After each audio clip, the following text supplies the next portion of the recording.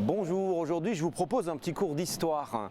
On dispute depuis samedi la 36e édition des Internationaux féminins de Strasbourg. Alors il faut savoir que ce tournoi déjà se tient sans interruption depuis sa création, ce qui est quand même une vraie performance. Il n'y a pas beaucoup de tournois sur le circuit mondial qui sont aussi longs et qui ne se sont jamais arrêtés. En 36 ans, les IS ont changé une fois de nom et 3 fois de site. Alors tout commence en 1987. Le tournoi s'appelle le Grand Prix de Strasbourg et il se joue sur les installations du Lawn Tennis Club. C'était par là-bas, pas très loin, à moins d'1 kilomètre, déjà dans le quartier du Wacken, à quelques centaines de mètres.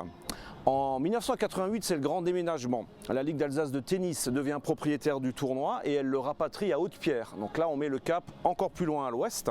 Dans le quartier de Haute-Pierre, l'épreuve est rebaptisée Internationaux féminins de Strasbourg et elle va se jouer pendant 23 ans à cet endroit. En 2011, on refait les cartons.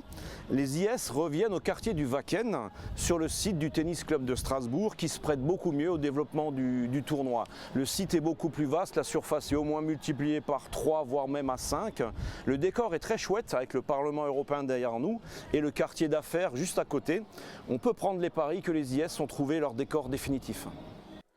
Et voilà Christophe Schnepp d'EDNA, autre partenaire d'ailleurs média de ce tournoi des internationaux de Strasbourg que vous retrouverez donc tous les jours. Autre chronique.